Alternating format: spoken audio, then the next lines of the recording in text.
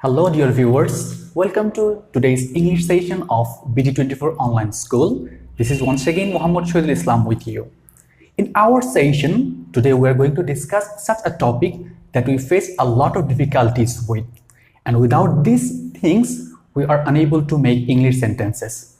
So, let me declare the topic first. Today our topic is 10 basic rules of subject-verb agreement.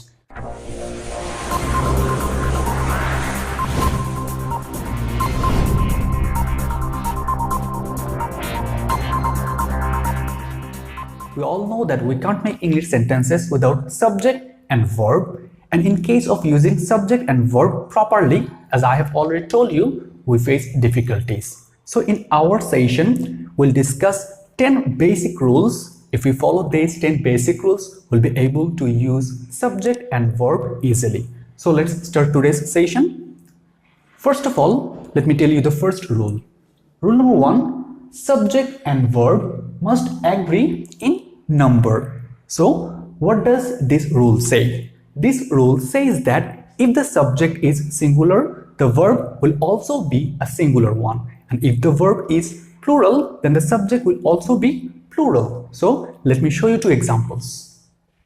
The first example in the board is a good book teaches a lot. So first of all, let me identify the subject. The subject here is a good book. A good book. So you can see that it's a singular. So the verb is also singular. A good book teaches a lot. The subject is singular, so the following verb is also singular. And now let me show you the second example. The boys play together. So what is the subject? The boys.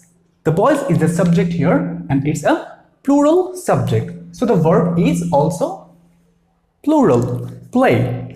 So dear viewers, you have seen that if the subject is singular, the verb will also be singular. If the subject is plural, the verb will also be plural. So this is the basic thing. Subject and verb must agree on number. So let's move on to the next rule.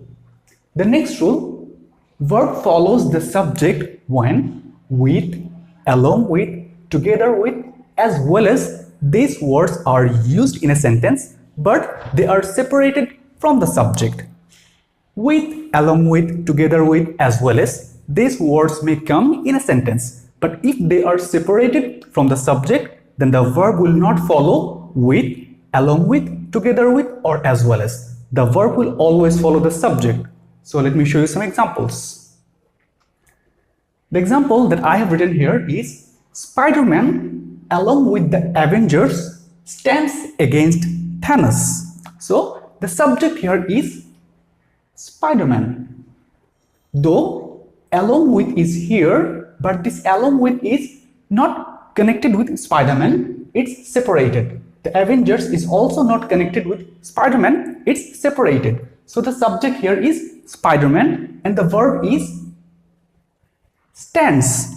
As Spider-Man is a singular noun, the verb is also singular, stands.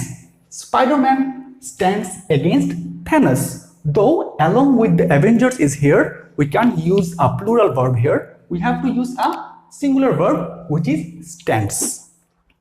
So with, along with, together with, or as well as may come in a sentence, but if they are separated from the subject, the verb will always follow the subject. So let me give you the third rule. The third rule that I have written here, two subjects joined by and take a plural verb. If the two subjects in a sentence, singular noun, and they are connected by and, then they will always take a plural verb, not a singular verb. So let me show you an example. Macbeth and Banquo. They are two singular nouns, right? Macbeth and Banquo. We are supposed to use, or maybe we will think that here we will use a singular noun, but no, as these two singular nouns are connected by and, we'll have to use a plural verb. Macbeth and Banquo are different. So the subject is Macbeth, Banquo, and they are connected by and, so the verb is plural. Are. Macbeth and Banquo are different. So you have to remember, even if the subject is singular, but they are connected through an and we have to use a plural verb. But there is some exceptions as well. Let me show you the exception. Rice and fish. See, rice, a singular noun, fish, a singular noun. They are connected by and, but the verb is singular. Is. Rice and fish, two singular noun connected by and, but the verb is singular. Why? Because when the two things mean the same entity or the same unit, the subject, two subjects, two singular noun, they are meaning a same unit, then the verb will be singular. When they will mean different units, the subject, the verb will be plural. Macbeth and Banquo, they are two different units. But rice and fish, they are same units. That's why the subject is singular here, and the subject is, and the verb is plural here. So let's move on to the fourth rule. The fourth rule says that two subjects joined by either or, neither nor, not only but also, or nor, that and the subject agrees to the verb which is close to the subject. If in a sentence we see that either or, neither nor, or nor, not only but also, these things are here, then the verb will take the subject will take the verb that agrees to the closest one, verb that agrees to the subject close to it. Okay, so let me show you some examples. The example says here, not only you but also I. Not only you but also I, the verb is am, not are. Not only you but also I am ready. Here we have used not only but also, but the verb is am, which is close to I. So the verb will follow the closest subject. Not you, the verb will follow the closest subject. And finally, the fifth one is collective nouns. We know a group of nouns, when they work as one entity or one unit, we call it collective nouns. If collective nouns are in a sentence, they may take a singular or plural verb. It will vary and it will be based on the context of a sentence. So collective nouns, they might take singular verb, they might take plural verb, but it will vary and it will vary on the context. So let me show you some examples. The example here that I have written, the couple, it's a collective noun. The couple goes together. Here they are doing something together, and that's why they are one unit. So as one unit, the subject, the verb will be singular. As a singular unit, the subject will be singular, goes. And in the second sentence, the couple have gone separately. Here they are doing something, but they are doing it not as one unit, but they are doing it differently, and that's why the verb will be plural.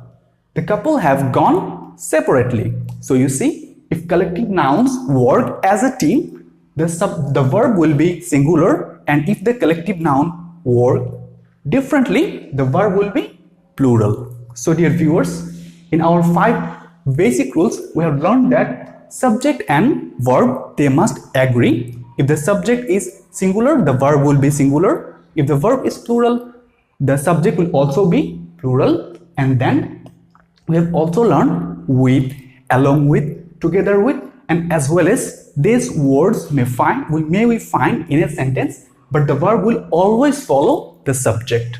And in third case, we have learned that if two singular nouns are connected by and, the verb will always be plural. The exception is when two singular nouns will mean a same unit, a same entity, then the verb will be singular. And in the fourth rule, we have learned that either or, neither nor, or nor, not only but also, these things we may find in a sentence, but the verb will follow the subject, which one is closest to the verb. And in the fifth one, we have learned that collective nouns, they take both singular verb and plural verb, but it varies on the context of the sentence. So in this session, we have discussed 5 rules, and in our next session we'll come up with the rest.